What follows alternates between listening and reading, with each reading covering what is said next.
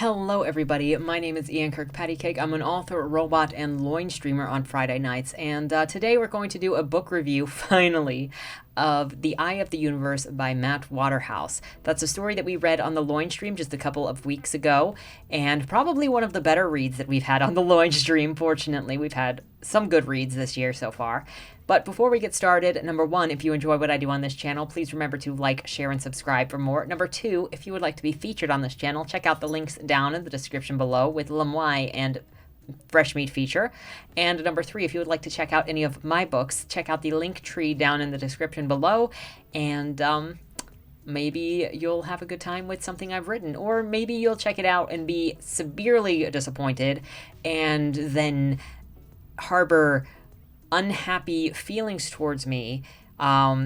Purchase 100 journals from the bookstore, write, "I can't believe I was duped again," 500,000 million times, and then burn them in an effigy to curse me for wasting your time and now officially your money. But anyway, before we get into that obsessiveness, let's keep it moving. So The Eye of the Universe by Matt Waterhouse is an indie horror sci-fi novel that was requested by you guys that we read on the loin stream, which if y'all want to have participate in the choosing of the books on the loin stream, there's always a link down in the description below. And then every time we are ready to vote for one, I put the poll up so that we can all vote on the book that we may or may not suffer together reading, because sometimes they're great and sometimes they're not. It's basically about an unnamed narrator who is on the ship known as a Persephone, kind of stranded in the middle of space. He wakes up and everybody appears to be dead, or he can't find anybody at all. It's theorized, sort of, that there are still live people on the ship, mostly because the narrator doesn't want to believe that everybody is dead for his own sanity's sake. But pretty much everybody he runs into is dead. Kind of looks like a death cult scene, because everywhere he goes there was like ritualistic suicide. There was like a Last Supper kind of scene set up in one of the restaurants, because the Persephone is a cruise ship sort of thing. There were like park biomes where people had warred with each other or had poisoned themselves to die in the grass with them and their lovers, parents who hung/strangled their children before hanging themselves in their cabins. So there's all of this death and murder abound on the ship, and the thing that is keeping the main character partially sane is that he has taken one of the dead people, put them in a wheelchair, and is pushing them around, talking to them. This dead man's name is Ziggy, and he will be the companion for the narrator for the entirety of the novel, because the narrator does not give him up. And in fact, the narrator eventually finds the cabin that belonged to Ziggy and finds an archive of files from Ziggy sort of doing verbal diaries to himself. And eventually he programs those verbal diary entries into a box that when the narrator talks to this box, it voice activates one of those recordings that should be appropriate for a response to the question asked. And so this sort of simulates conversation between the dead man and the main character. And this was actually super brilliant on the part of the writer, because it allowed the character to get information from somebody that didn't actually exist, since they are dead. And that character also worked for the staff of the ship. So we got background information of when the ship was going on, what was happening. We got information about some of the relationships on the ship. And we had this character that the main character was allowed to talk to without fully him being totally insane and just making up everything that Ziggy was saying, because Ziggy was actually voice files on a voice box that were voice activated. So that was a very, very smart way to solve this. And it also made the relationship with Ziggy extremely interesting. So everywhere that the main character went, he always brought Ziggy. He was helping Ziggy get up the elevators when he was pulling through different layers. Oh, I should say, the other part of this plot is the main character isn't just wandering or existing on this ship, but he is actively trying to, one, find life, and then two, try to send off emergency messages so that the ship is found, so that he is found, so that he doesn't die on this ship, and so that he does not give up and in this deep space. So yeah. And then the Eye of the Universe refers to this like a black hole that is visible on the outside of this giant ship. Basically, anywhere that you are in the ship, you can see the black hole in the sky that is sort of taunting the main character throughout the novel.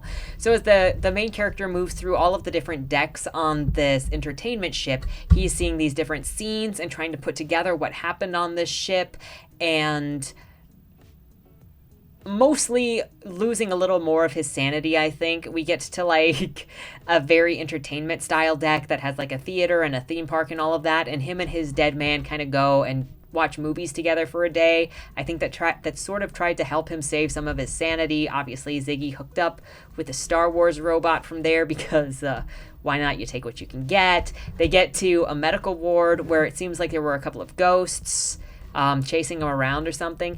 And in the end, the main character does send off a couple different emergency pods, emergency messages, hoping that it gets somewhere, and they do eventually get saved.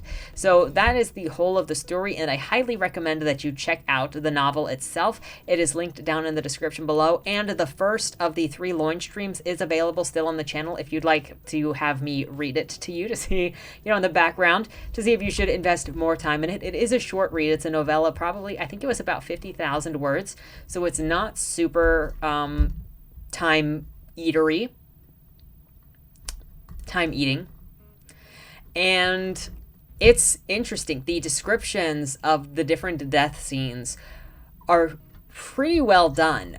The author does a very good job of setting up atmosphere and carrying out atmosphere, and then considering the co-star of the book is a corpse, the author does a very good job of setting up the chemistry between the two characters, as weird as that is to say.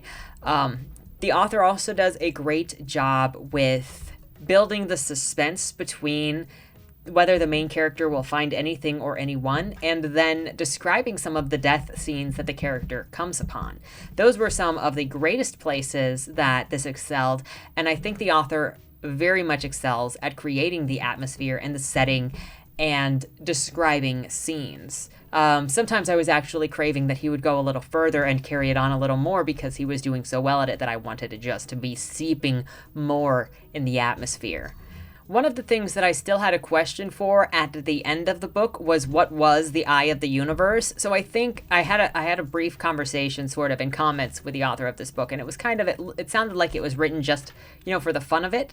But there were elements of the story that I didn't think quite fully connected for me, that made the ending a little more disappointing for me, because I was hoping for something that clicked things together, and instead they just sort of exist. And maybe that has something to do with the story exists in a larger universe of stories, because I hear his other stories are also set in the same universe, and so you might get more information on the religious war that it has, talking about with the famines and everything happening on these different planets is all about. And so if you read those, you might get more of what is happening. But I felt like there were introductions of ghosts, sort of, where he went into this elevator and he saw these hanging people, and it could have been a delusion, or it could have been dead people, or it could have been him actually running into some live people that were on the ship, because at the end of the book, when they are rescued, the rescuer note says that there were a couple thousand people still alive on the ship. And so any of these situations in which the main character ran into ghosts or heard somebody moving may have actually been real people that the character didn't know were real people. There was the same thing on the medical ward when they ran into some girl named Sally, and she may have been a ghost, or I think he also saw some vision of his sister, and she may have been a ghost, she may have been a delusion, or she may have been a real person that he was then deluding into somebody else and freaking himself out with. And I kind of wish we had a little bit more of a hint in which way it could lean, even if he was insane, so we could sort of grasp a bit more on his mentality and what he was seeing and what was real and what was not real, or how he was interpreting not real things. But that felt like one of the things that was never fully answered in the book, in the same way that the Eye of the Universe, the big thing that was always outside of the window, always watching, always overbearing, and the thing that was driving him crazy was just sort of there, but we didn't get any lore on it. We didn't get any, is it a visionary? Is it all in his head driving him crazy? It wasn't there when the rescue team showed up to pick him up and everybody that was left behind, but we didn't really get any closure around what that Eye of the Universe was. It was somewhat related to his psychosis at the very least, because he was telling it off when he almost committed suicide and was getting into the pod to be shot into space because he'd given up on everything. But I still got to the end of the book, and I felt like some of the things didn't fully connect, which was the most disappointing of it all, because, we were getting closer and closer to the end, and I was having a really good time with, all of it. But then there were just threads that were left open that didn't really make sense to leave open, and then I just felt like I was unsatisfied in the ending. I was also a little bit confused with why the narrator would bury Ziggy, which I thought was a very sweet moment for him to bury his best friend and be like, it's basically over. But then he built more dead people robots for other people that were on the ship. It didn't quite make sense to me that he would bury the person being like, this is over, and then continually create more of those corpses with their sound logs and set up a full table of them only for Ziggy to now be in the ground. At the very least, maybe Ziggy was dug back up and then put at the table to be with his peers, but we didn't get that sense. And instead, for me at least, when we got to the end of the story, it felt like he was building these corpse robot people, basically, for his own sanity, to keep his brain busy, to keep his mind busy, and to give him purpose to survive up until possibly they were saved. And I could see the narrator continually doing that until he died. Just because you survive better when you give yourself a duty. And so if he found it his duty to keep the people on the ship alive, or to build companionship, or something along those lines, then he'd constantly be able to go, okay, person, here's their ID, go find their room, do their logs, blah, blah, blah. And he could and get them up to the embalmer, and constantly just moving through this thing to give himself a duty so that he doesn't just perish from hopelessness and from the complete lack of anything to do. I thought that was actually a really cool and powerful way for that character to survive up until the end. But I still didn't understand why he buried Ziggy, because Ziggy should have been there for the whole thing, in which he could then have talked to Ziggy. Ziggy leads the table meetings with all of the dead people. It would have just been another reference. And obviously Ziggy, being the one that's been around the longest, could all inform them how this is all going to go down. We don't have any clarification at the end if the narrator did survive, but there is kind of an assumption that the narrator didn't die. That's another thing that was sort of left ambiguous up in the air, which I don't really mind that as much. I kind of wanted just more closure on the lore behind the story of the Eye. I kind of wanted a little more tie-in on the Persephone, because I feel like I'm missing something. So maybe that's it, is I'm missing some of the lore with Persephone and Hades, and if there was any of the mythology mixed in there that I just totally missed with parallels. So let me know in the comments down below if you've read the book and you saw some of the parallels that I may have missed that might have made it a little more satisfying in the end. But I think that's mostly it. The writing is fairly simple and straightforward. There's nothing really confusing about it. It's very fast-paced.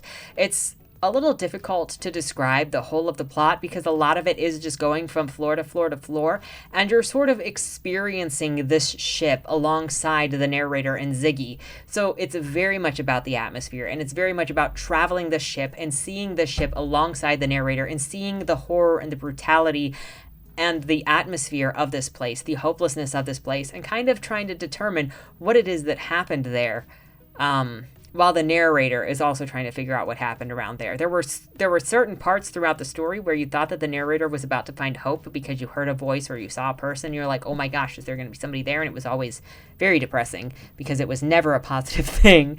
And so the author also did a very great job with, even though we were sort of going through kind of a repetition of obviously go to deck, explore deck, find nothing, go to deck, explore deck, find nothing. He kept it alive by doing so many different things and introducing so many new elements for the character to discover on every different floor. It's not an easy thing that this author did with this story. So for that, I highly recommend that you go and read this story yourself, specifically because it's the type of story that you can't experience without having read it. I've heard it's a similar concept to some Dan Radcliffe story called Swiss Army something. I haven't seen it. Obviously, I don't even know the name of it. But in space, because that guy also was crash landed on an island and had a dead guy buddy. And so if you liked that, you may like this.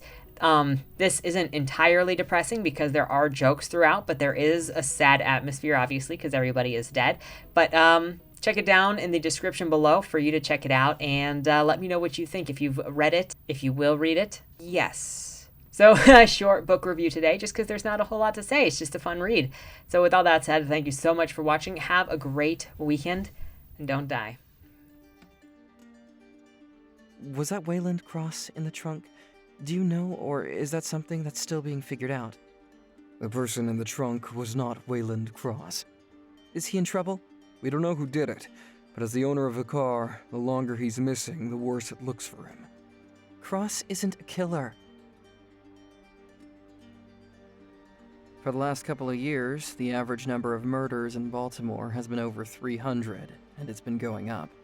Mind you, that's only whatever the badges count as official murder, and believe me, there are people that don't count when they die. Wayland? If you're down here, tell me. I'm not talking to the badges, I've been looking for you. They found a body in your trunk. Way. Why? Did you do that? To the left, plain black letters read along the wall. You walked in the corridor. Once that ends, you chose the dark is on the right. My vision goes blurry, flickers black and black and black for longer intervals until I can't see anything at all. I'm not screaming anymore, but my voice echoes back to me. Where the hell am I? You're dead, Josephine. Even smart people do stupid shit sometimes, right?